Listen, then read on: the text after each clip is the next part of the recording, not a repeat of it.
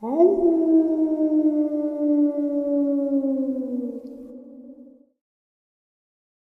and salutations, everyone. I hope everyone is still doing well, and welcome to tonight's middle of the night / early morning bonus upload. Before we get into it, a couple links. As many of you know, I rely on Patreon, PayPal, channel membership, and the merch to help the channel to continue to grow and go. Links to Patreon, PayPal, and channel membership is in the description below. Merch displayed directly under the video. Also, Dogman Frightening Encounters Volume 1 through 3, the audiobook versions. They were written and researched by Tom Lyons, narrated and produced by me, Jeff Nadolny. Those audiobooks are available on Audible, Amazon, and iTunes, links to which are also in the description as well. Finally, last but definitely not least, if you'd really like to help support the channel to continue to grow and go, simply subscribe. Doesn't cost you a cent. Click the like button, takes half a second. If you don't want to miss out on any of the informative uploads I put out daily, click that bell icon, and folks, please share this video and leave a comment. Why? Well, because all these things help the channel to continue to grow and go, and folks, they definitely do matter. Now, everyone, I have taken far too much of your time. Let's jump into this middle of the night / early morning bonus upload, shall we? James Schnabel tells the story of the United States intelligence community's involvement in a controversial issue of psychic spying that largely began in the early to mid-70s, commenting on the skills of a talented remote viewer in relation to the matters of UFO nature, one Pat Price. Schnabel noted Price was of the opinion that Alaska's Mount Hayes, the jewel of the glacial range northeast of Anchorage, housed one of the aliens' largest bases. According to Pat Price, the aliens that lived deep inside of Mount Hayes were very human-looking, differing only in their heart, lungs, blood, and eyes. Ominously, he adds that these aliens use thought transfer for motor control of us.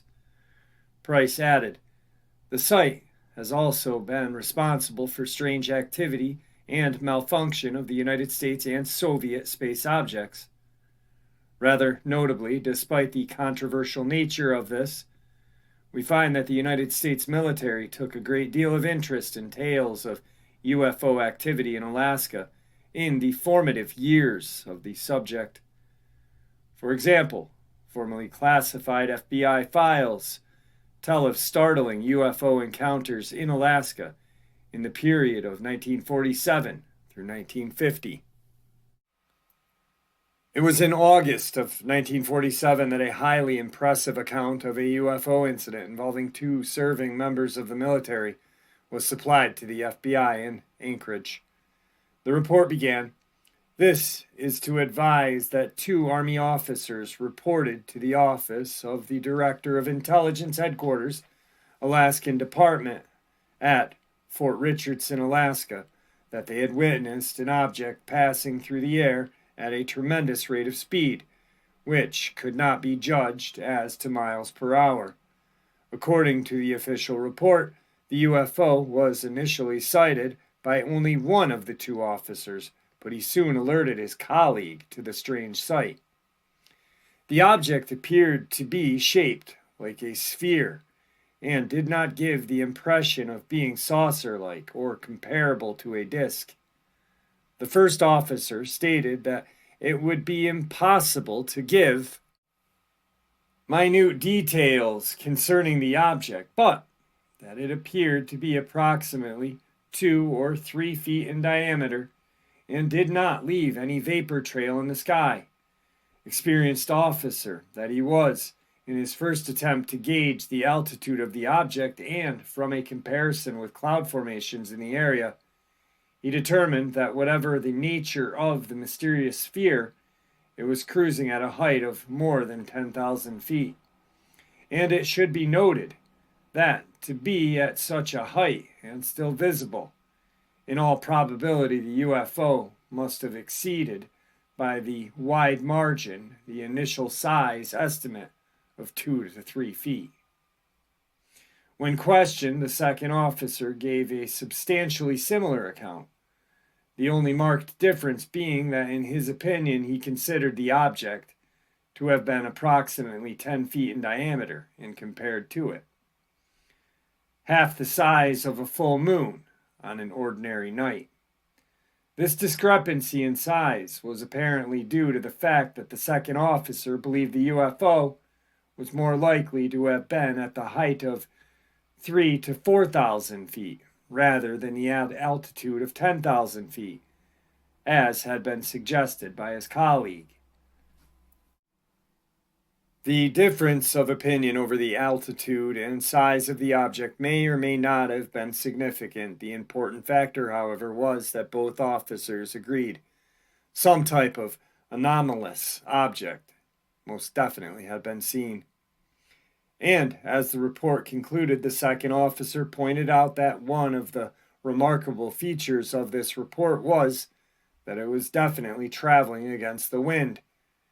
Shortly afterward, the FBI office at Anchorage reported to the Bureau Director, J. Edgar Hoover, that we have been able to locate a flyer who observed some flying object near Bethel, Alaska, in July of 1947. The report to Hoover continued. The pilot relayed that the occasion of seeing the flying object near Bethel was on a July day when the sky was completely clear of clouds, and it being during the early part, it was daylight the entire night. The time of the sighting of this flying object was about 10 p.m., and the sun had just dropped beyond the horizon. Flying weather was extremely good, and he was coming into Bethel Airport with a DC. On approaching the airport, the pilot was amazed to see to his left an unidentified craft the size of a C-54 without any fuselage, which seemed to resemble a flying wing. As a result of this unique shape, the pilot was initially unable to determine whether the object was heading towards his aircraft or away from it, and elected to make a 45-degree turn in attempt to defuse any possible chance of collision. The FBI noted that the pilot was certain that the craft was free of any external power source, such as a propeller-driven engine, and exhibited no exhaust as it flew by. The document added, he called on the radio to the Civil Aeronautics Administration station at Bethel asking what aircraft was in the vicinity, and they had no report of any aircraft. The object he cited was some 5 or 10 miles from the airport before his arrival, and he stated that the path did not go directly across the airport. He, of course, could not tell whether the object was making any noise, and stated that it was flying at a 1,000-foot altitude and estimated travel at 300 miles per hour. It was traveling in the direction from Bethel to Nome, which is in a northwesterly direction. He noted no radio interference and is unable to describe the color other than it appeared dark, but of definite shape, and did not blend into the sky, but had definite outline. He clearly observed the object at this time. As the 1940s drew to a close and a new decade dawned, the FBI continued to receive and log high-quality UFO reports on a regular basis. Of those, one of the more credible related to the noteworthy series of encounters that occurred in Alaskan airspace over the course of 2 days in the early 50s, forwarded to the FBI by the official U.S. Navy source. The confidential 3-page intelligence report paints a startling picture of multiple UFO encounters involving the military, titled Unidentified Phenomena in the Vicinity of Kodak, Alaska. It concerns a report of sightings of unidentified airborne objects by various naval personnel on the 22nd and 23rd of January 1950. The author of the report noted, at 220240W, January, Lieutenant Smith, United States Navy Patrol Plane Commander of P2V3, Number 4 of Patrol Squadron reported an unidentified radar contact 20 miles north of the Naval Air Station, Kodiak, Alaska. When this contact was first made, Lieutenant Smith was flying the Kodiak Security Patrol at 0243W. 8 minutes later, a radar contact was made on an object 10 miles southwest of NAS, or Naval Air Station, Kodiak. Lieutenant Smith checked with the control tower to determine known traffic in the area and was informed there was none. During this period, the radar operator, Gasky, ALC, United States Navy, reported intermittent radar interference of a type never experienced before. Contact was lost at this time, but intermittent interference continued. Smith and Gasky were not the only two to report that unidentified vehicles had intruded into Alaskan airspace. At the time of these encounters, the USS Tilbrook was anchored in the vicinity of Buoy 19 in the nearby Man Ship Canal. On board of the Tilbrook was a seaman named Morgan, first name unknown, who was standing watch. At some point between 0200 and 0300 hours, Morgan reported that a very fast-moving red light, which appeared to be of exhaust nature, seemed to come from a southeast, moved clockwise in a large circle in the direction of and around Kodiak and returned out in a generally southeast direction. Perhaps not quite believing what he was seeing, Morgan alerted one of his shipmates, Carver, to the strange spectacle, and both watched as the UFO made a return flight. According to the testimony of Morgan and Carver, the object was in sight for the estimate of 30 seconds. No odor or sound was detected, and the object was described to have the appearance of a ball of fire about 1 foot in diameter. The report then records yet another encounter with the mysterious visitor. At 22:0440W, conducting routine Kodiak security patrol, Lieutenant Smith reported a visual sighting of an unidentified airborne object at the range of 5 miles on the starboard bow. This object showed indications of great speed on the radar scope. The trailing edge of the blip gave a tail-like indication. Lieutenant Smith quickly advised the rest of the crew of the PV-23 number 24 that a UFO was in sight, and all watched fascinated as the strange vehicle soared overhead at a speed estimated to have been around 1,800 miles per hour. Smith climbed to intercept the UFO and vainly tried to circle it. Needless to say, its high speed and remarkable maneuverability ensured that Smith's actions were futile. However, neither Lieutenant Smith nor his crew was quite prepared for what happened next. Subsequently, the object seemed to be opening the range, the official report reads, and Smith attempted to close the range. The UFO was observed to open out somewhat, then to turn to the left and come up to Smith's quarter.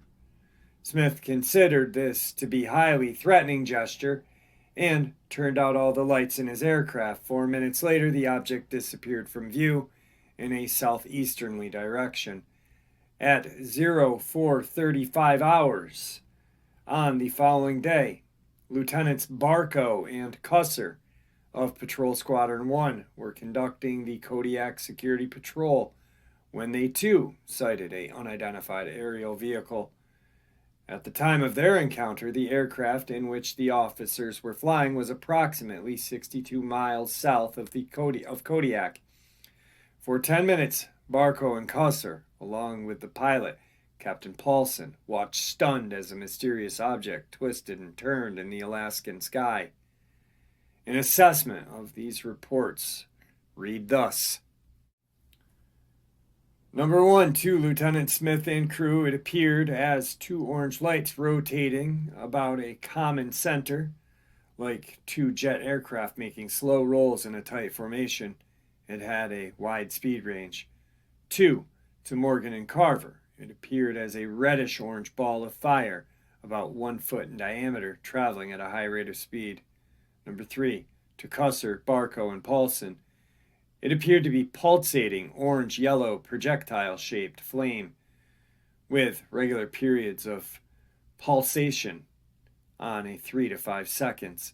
Later, as the object increased the range, the pulsations appeared to increase to on 7 or 8 seconds and off 7 and 8 seconds. The final comment on the encounters reads, in view of the fact that no weather balloons were known to have been released with any reasonable time before the sightings, it appears that the object or objects were not balloons. If not balloons, the objects must be regarded as a phenomena, possible meteorites, the exact nature of which could not be determined by this office. The meteorite theory for this series of encounters is particularly puzzling. It goes without saying that meteorites do not stay in sight for approximately 30 seconds. Meteorites do not close in on military aircraft in what is deemed to be a highly threatening gesture, and they do not appear as two orange lights rotating about a common center. In other words, it seems safe to conclude that genuinely phenomenon were indeed witnessed by experienced military personnel at Kodiak, Alaska in January of 1950. Does any of this prove that there really is an alien base deep within Alaska's Mount Hayes, as Pat Price suggests? No, of course not. But in view of all of the above, perhaps it's someone took a closer look at Price's claim. You know, just in case. In his 1997 book, Remote Viewers, James Schnabel told the story of the United States intelligence community involvement in the controversial issue of psychic espionage that began broadly in the early 70s. Commenting on the skills of a talented remote viewer in relation to UFO matters, one Pat Price, Schnabel noted that Price was of the opinion on Mount Hayes in Alaska, the jewel of the glacial series northeast of Anchorage, is one of the main alien bases. According to Pat Price, the aliens living inside of Mount Hayes look very human, differing only in their heart, lungs, blood, and eyes. Ominously, he adds the aliens use thought transference to control us. Price adds this site has been responsible for the strange activity and also malfunctions the United States and Soviet Union space objects. One of the largest extraterrestrial bases inhabited by beings similar to humans apparently capable of controlling thoughts may be in the mountains of Alaska. Of course, Pat's claims have not been officially confirmed. I don't know. To me, Alaska makes sense. You've got plenty of land. You've got a vast wilderness where things can hide very easily, be built without being noticed very easily. Also, if we look at the amount of persons that mysteriously disappear in Alaska every year. Kodiak Island, Alaska. Since authorities began keeping record in 1988, 60,700 people have been reported missing in Alaska. That's 5 people reported missing every year per 1,000 residents. Each year, an average of 2,250 people disappear in Alaska, twice the national average. Some of these people are found alive and well, and the remains of others are found, but many disappear without a trace. Most of Alaska is a vast, untamed wilderness, and it draws adventurers from around the world to climb the mountains, kayak the raging rivers, or simply experience nature in its rawest form. Alaska also attracts dropouts, those running from the law or the responsibilities of their lives, and young people trying to find themselves or wishing to experience a wilderness lifestyle.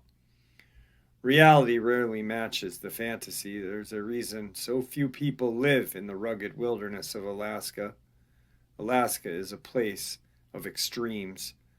The state is defined by bitter cold temperatures, raging rivers, harsh storms, treacherous mountains, wild predators at the top of the food chain. Those who have lived a lifetime in the wilderness respect the dangers and know not to take them lightly. Still, sometimes, even those knowledgeable about the wilderness and its perils disappear.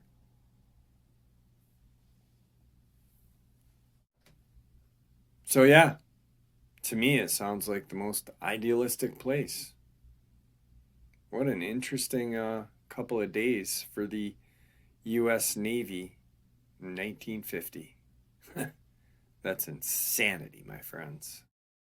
All right, guys, I hope you enjoyed this middle of the night, early morning bonus upload. Just a quick one to get us through the night into tomorrow, Saturday Nightmares, live from New York, 12 a.m. Eastern Standard Time. Looking forward to seeing you all there. Really quick, though, I noticed that after the live stream is done, usually around 3 a.m., is when the people from California start popping in. And so live stream starts at midnight, 12 a.m. Eastern Standard Time. So that would be 9 p.m. Pacific. And I think that's why I'm missing a lot of people every once in a while, because it seems like, 50, 60 people pop in. Hey, what's up? Why aren't you responding? Well, it's because you're watching the replay. Anyway, I hope to see you guys there tomorrow night. I really have a blast hanging out with y'all. So with that being said, thank you for supporting the channel. Your support is what makes the channel continue to grow and go, and honestly what makes the channel special. Please stay safe, happy, healthy, and ever vigilant, keeping an eye on our children, our pets, and family and friends. These creatures are real, they're out there, they're dangerous. Share this information with the people you love and care about, and it may just help save their lives someday. Until next time, never stop asking questions, never stop searching for answers, and God bless.